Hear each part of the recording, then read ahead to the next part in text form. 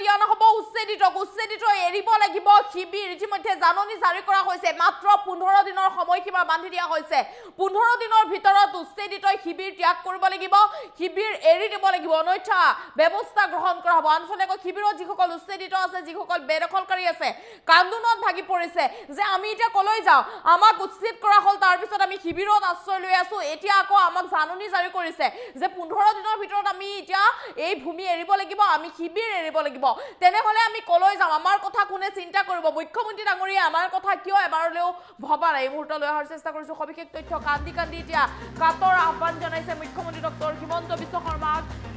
উচ্ছেদিত জনতাই শিবিৰতো থাকিবলৈ দিয়া নহব উচ্ছেদিত লোকক খালি কৰিব লাগিব 15 দিনৰ ভিতৰত শিবিৰ অন্যথা কিন্তু কঠোৰ ব্যৱস্থা গ্ৰহণ কৰা হ'ব পুনৰ উচ্ছেদিত শিবিৰত চলিব উচ্ছেদ অভিযান ইতিমধ্যে জাননী জাৰি কৰিছে শিবিৰত থকা লোকলৈ উচ্ছেদৰ জাননী প্ৰশাসনে 15 দিনৰ সময়সীমা বান্ধি জাৰি কৰিছে জাননী 15 দিনৰ ভিতৰত শিবিৰ এৰিব লাগিব ৪৩টা পৰিয়ালক পুনৰ কৰা হ'ব উচ্ছেদৰ জাননী পোৱাৰ পিছতে কান্দোনত ভাগি পৰিছে এতিয়া পৰিয়াল কেইটা ৩ বছৰ পূৰ্বে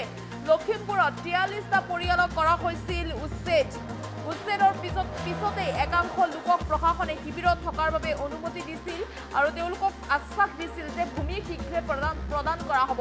কিন্তু বৰ্তমান তেওঁলোকক পুনৰ দিয়া হৈছে উচ্ছেদৰ জাননী ভূমি তেওঁলোকক প্ৰদান কৰা নহল আৰু ইয়াৰ বিপৰীতে উচ্ছেদৰ জাননীহে জাৰি কৰিছে প্ৰশাসনে আমাক থাকিবলৈ দিয়াৰ পিছতো আমি কেনেকৈ বেদখলকাৰী হ'ম বুলি এতিয়া প্ৰশ্ন কৰিছে আমাক চৰকাৰে পুনৰ সংস্থাপনৰ ব্যৱস্থা কৰি দিয়ক বুলি এতিয়া উচ্ছেদিত লোকে চৰকাৰক দাবী উত্থাপন কৰিছে যে ৩ বছৰে আমাক আশ্বাস দি এতিয়া বিশ্বাসঘাতকতা কৰিছে চৰকাৰে এয়া আমাৰ লগত অন্যায় হৈছে আমাক বিশ্বাসঘাতকতা কৰিব নোৱাৰে চৰকাৰে লখিমপুৰত শিবিৰ পাতি থকা উচ্ছেদিতৰ পৰিয়ালৰ মাজত এতিয়া হাহাকাৰ অৱস্থাৰ সৃষ্টি হৈছে চৰকাৰে কিয় বিশ্বাসঘাতকতা কৰিছে চৰকাৰে আমাৰ লগত বিশ্বাসঘাতকতা কৰিছে আমাৰ লগত চৰকাৰে অন্যায় কৰিছে আমাক শীঘ্ৰে সংস্থাপন দিয়ক আমি কলৈ যাম আমাক আশ্বাস দিয়া হৈছিল যে ভূমি দিব আমাক সেই হিচাপে আমাক উচ্ছেদ কৰিছিল ভূমি প্ৰদান কৰিম বুলি কিন্তু এতিয়া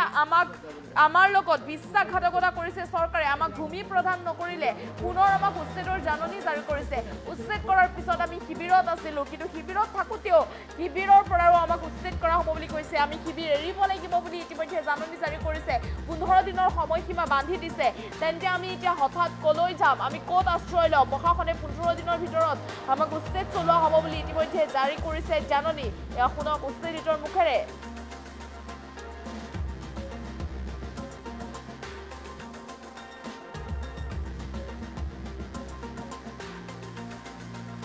মাত্ৰ 15 দিনৰ ভিতৰত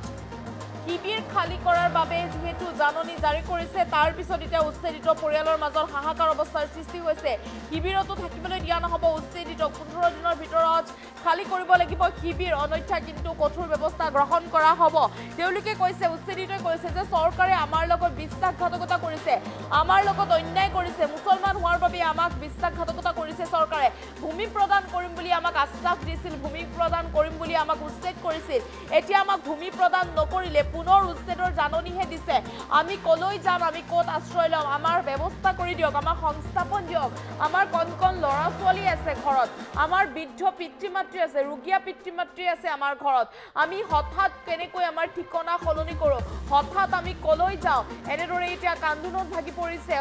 উচ্ছেদিত লোকে দেখিবলৈ পাইছে উচ্ছেদিত পৰিয়ালৰ মাজত কান্দোনৰ ৰোল বুলি এক প্ৰকাৰৰ ক'ব লাগিব আমাৰ সকলো শেষ হৈ গৈছে বুলি ইতিমধ্যে এনেকৈ তেওঁলোকে চিঞৰি কান্দিছে মুখ্যমন্ত্ৰী ডক্টৰ হিমন্ত বিশ্ব শৰ্মাক আহ্বান কৰিছে যে মুখ্যমন্ত্ৰীগৰাকীয়ে ব্যৱস্থা গ্ৰহণ কৰক আমাক উচ্ছেদ নকৰিব উচ্ছেদৰ জাননী পোৱাৰ পিছতে আমি চিন্তাত পৰিছোঁ কলৈ যাম ক'ত আশ্ৰয় ল'ম আমাৰ কথা এবাৰলৈ ভাবক 15 দিনৰ সময়সীমা যেহেতু বান্ধি দিয়া হৈছে 15 দিনৰ ভিতৰত উচ্ছেদ চলোৱা হ'ব বুলি ইতিমধ্যে জাননী জাৰি কৰিছে আৰু তাৰ পিছতে কান্দোনত ভাগি পৰিছে এতিয়া বেদখলকাৰী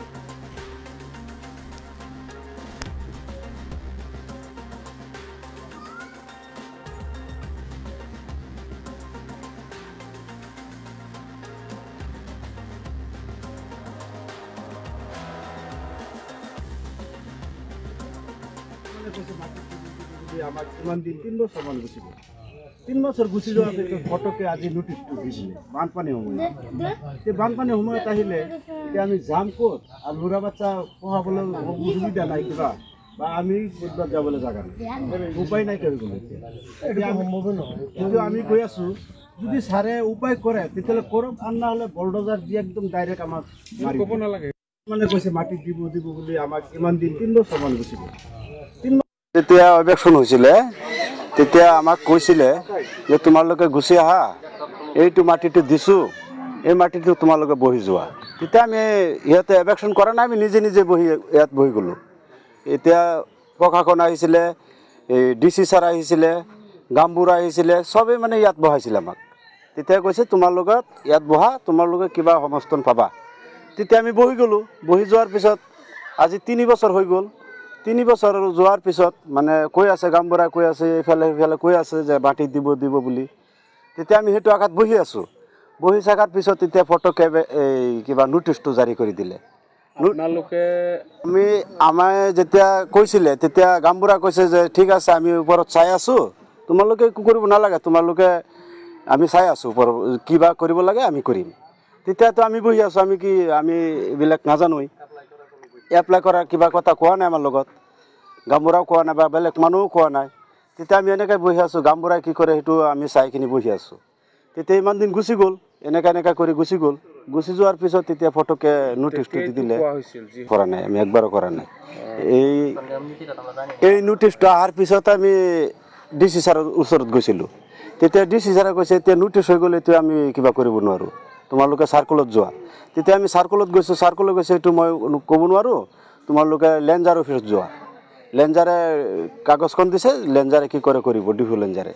তেতিয়া লেঞ্জাৰৰ ওচৰত গৈছোঁ ডিফু লেঞ্জাৰে কৈছে মই এইটো নোৱাৰোঁ হিমন্ত ছাৰৰ কথা এইটো আমি পাল্টাব নোৱাৰোঁ তেতিয়া আমি গুচি আহিলোঁ গুচি যোৱাৰ পিছত এতিয়াতো গৈ আছে এতিয়া আকৌ 6 দিন হৈ গ'ল 15 দিনৰ পৰা 6 দিন গ'ল 6 দিন গ'ল এতিয়া 9 দিন আছে এতিয়া 9 দিনৰ পিছত আজিও পুৰা পুলিচ প্ৰশাসন সব আহিছিলে আহি কিনি কৈছে তোমালোকে ফটককৈ উঠি যোৱা নহ'লে তোমাৰ বাৰীঘৰ চৰ এইবিলাক বুলডোজাৰ দি ভাঙি দিয়া হ'ব তেতিয়া আমি কৈছোঁ ছাৰ আমাৰ একো নাই মাটি বিটা একো নাই ল'ৰা বাচ্চা লৈ এতিয়া বানপানীৰ সময়ত আমি যাম ক'ত আপোনালোকে কিবা এটা উপায় কৰি দিয়ক আমাক অকণমান হ'লেও জাগা দিয়ক বহিবৰ কাৰণে খালি ল'ৰা বাচ্চা লৈ যাতে মানুহকেইটা দূৰত নাযায় ইয়াতে থাকে সিহঁতক চলাই আছিলে কংগ্ৰেছে এতিয়া সিহঁতক যদি আগত ভূমিহীন মানুহক পাট্টা দিম বুলি কৈছিলে সিহঁতে দিয়া নাই কাৰণে এতিয়া BJP চৰকাৰে সিহঁতক উঠাই দিবৰ কাৰণে বাধ্য হৈছে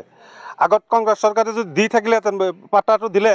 এই মানুহকেইটাক ইমান হেৰাছমেণ্ট নহ'লেহেঁতেন কংগ্ৰেছে ভোট বেংকৰ কাৰণে খালি মিয়া মানুহে ভোট দিবই বুলি ভাবে মিয়া মানুহে খালি ভোটৰ কাৰণে সিহঁতে আহে সময়ত আহে ভোটটো দিয়ক আপোনালোকক এইটো কৰি দিম সেইটো কৰি দিম লাষ্টত গৈ একো নাহে এতিয়া ভৰত নৰহ ডাঙৰীয়া ক'ত গ'ল ভৰত নৰহ ডাঙৰীয়াত নাই কোনো মানুহ নাই কংগ্ৰেছত খালি ভোট ল'বৰ কাৰণে সময়ত এইবিলাক আহে এতিয়া আজিকালি মানুহে এতিয়া সব বুজা হৈছে কংগ্ৰেছত ভোট চোট নিদিয়ে কিবা আহিছে নেকি সুধি চাওক